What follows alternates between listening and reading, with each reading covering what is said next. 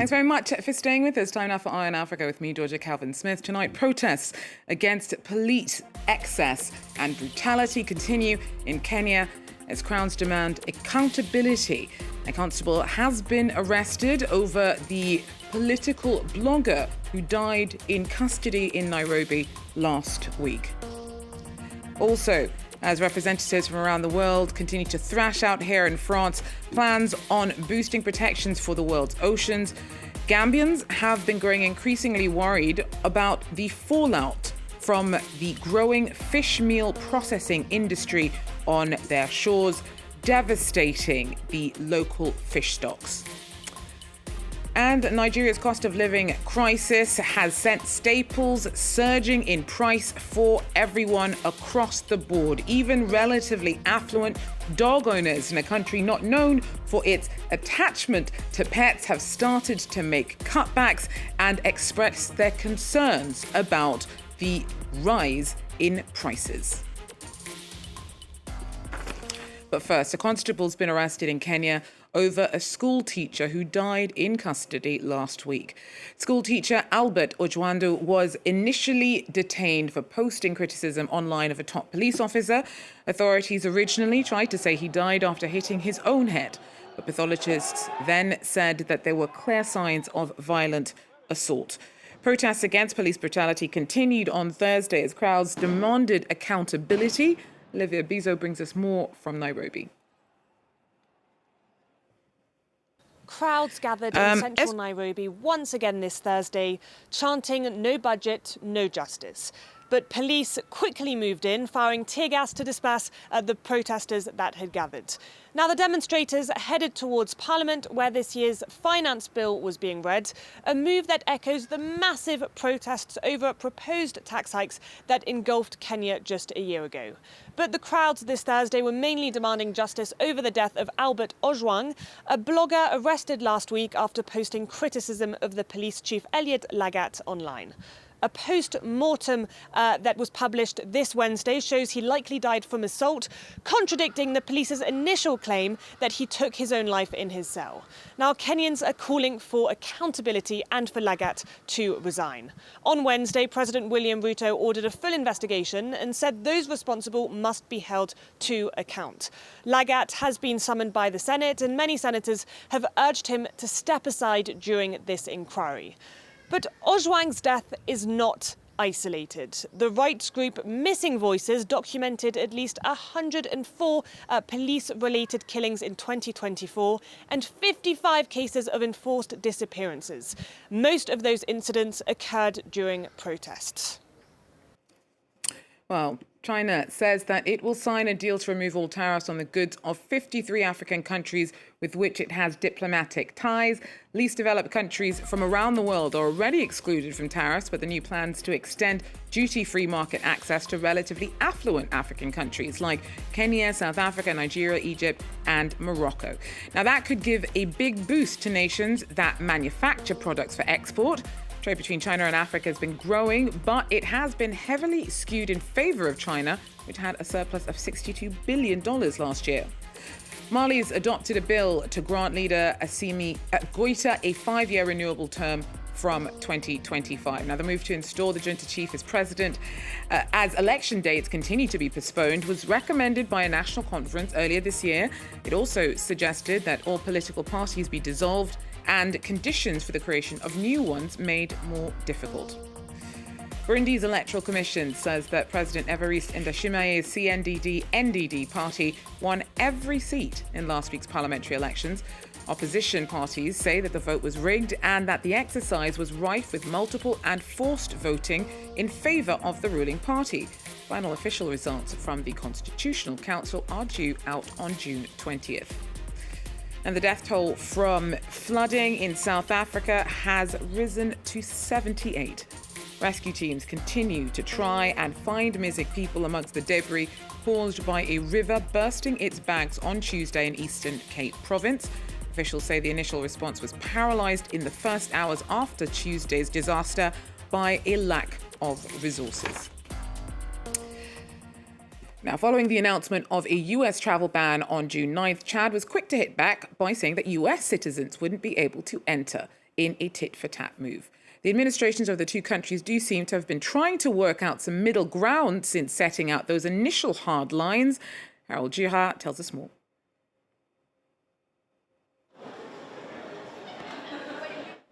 Chadian authorities reassured citizens who had already planned trips to the United States before the recent diplomatic tensions. All visas issued before last Monday will remain valid.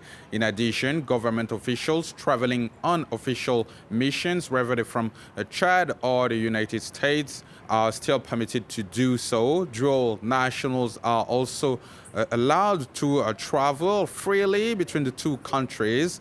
And while the official reason for the U.S. ban is that 49% of Chadians overstayed their visa, according to American statistics, sources inside the Chadian government suggest that the real concern is the number of non-Chadian individuals who acquired Chadian passport to get an easier access into United States territory. A procedure facilitated by corrupt networks here in N'Djamena, in the capital city of Chad, that skips some specific requirement in exchange for payments. In the recent days, N'Djamena authorities have intensified the effort to dismantle those networks accused of helping foreigners to obtain Chadian passports solely to enter the U.S., according to security sources.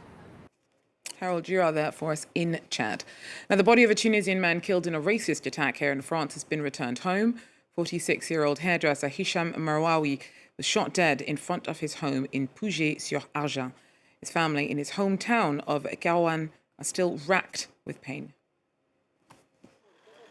At the freight section of the Tunis airport, Hicham's relatives came to collect his body 10 days after a racially motivated murder in Puget-sur-Argens. His sister Hanan, who accompanied the repatriation from France, still can't believe it. Hicham didn't deserve to die like this. I don't have the words. There are different religions, different skin colors, and for sure there's racism like this, but in France, for us, we thought we could live all together, that there wasn't racism to this degree. That's not the case, apparently.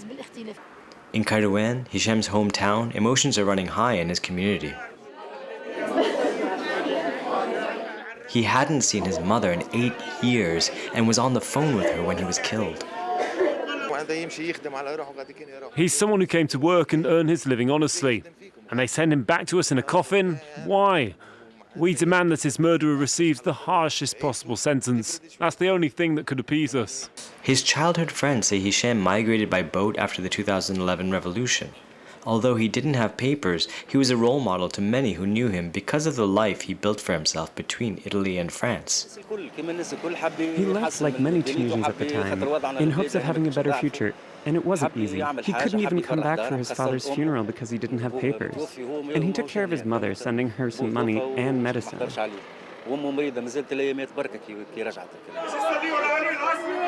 His family members with dual nationality who came from France for the funeral are worried about traveling back. Well, as representatives from around the world continue to thrash out existential talks about how to boost protections for the world's oceans here in France, advocates from across Africa's coastal communities are raising awareness of the fallout from the excessive plundering of the seas. Now, one perspective from West Africa comes from Gambians who've been growing increasingly worried by the devastation being caused by a growing fishmeal processing industry on their shores. Paradise Beach, once known for its golden sand and clear waters, has become a dead zone with millions of rotting fish. Nobody in their lifetime, we ask the elderly people, nobody saw it. And they believe in these supernatural things. So they said that's it's why. A bad omen. Yeah, bad omen, exactly. Crabs, fish, everything was completely dead. Wow. Even all the plants surrounding that place are all died. Turn red. They all died. And the water, there's no living thing in that water. Locals have been quick to link these apocalyptic scenes to the Chinese factories now dotting these shores. These fishmeal plants promise employment, infrastructure, and a potential solution to a global food supply crisis. But at what cost? And that was an extract from a documentary called The Fish We Turn to Dust. And our Antonia Kerrigan spoke to the journalist who featured in the clip from that piece.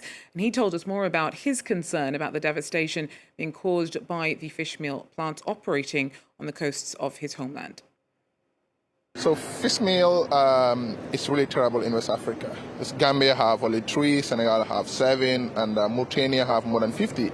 And in the Gambia, one fishmeal factory process about 600 tons of fish daily. And the Gambia have just a coastline of 80 kilometers. That shows that there is a huge pressure on our marine species, especially the small pelagic that are bonga and sardinella. So bonga and sardinella is not just a fish for us, because these are fish that is the most affordable, most accessible, and also it is attached to our history, because if you had chebu jen, which is a very traditional food in the Gambia and Senegal, jen means fish and cheb means rice. So now if you take away the fish, then there will be no chebu jen anymore. And the pollution rate is so high that you cannot even swim in the water, because these fishmeal companies are discharging their waste, like untreated wastewater, direct into the ocean without even treating it, and that gives us skin rashes. So in the Gambia, for example, the seawater used to give us what we call, like it cleans all the skin rashes. But now, the water that used to clean our skin rashes is the same water that is giving us skin rashes. That is a cause for concern for us. And of course, many of these industrial fishing vessels, as well as these fish processing companies, are not Gambian owned. They're owned by foreign companies. So the profits aren't staying in the Gambia. Yes, they are not Gambian. Even the ones in Senegal are not Senegalese. But it's not even about owning, but also it's about the products. These are products that are not even sold in Africa. They are not sold in the Gambia or Senegal. These are products that are not even, like the local community don't even know where they are going to. So if you talk with a local community member, you tell the person that, you know what, these fish meals are used to feed another fish. They become really confused, because logically, morally, and it doesn't make any sense to kill a fish to feed another fish. And the fish that they are feeding is a fish that is not even on our plates, because salmon is a fish that is for the West, and we don't even benefit from it. So now we're taking fish that's supposed to be on our plate, and the most difficult part is we are losing what we call omega-3.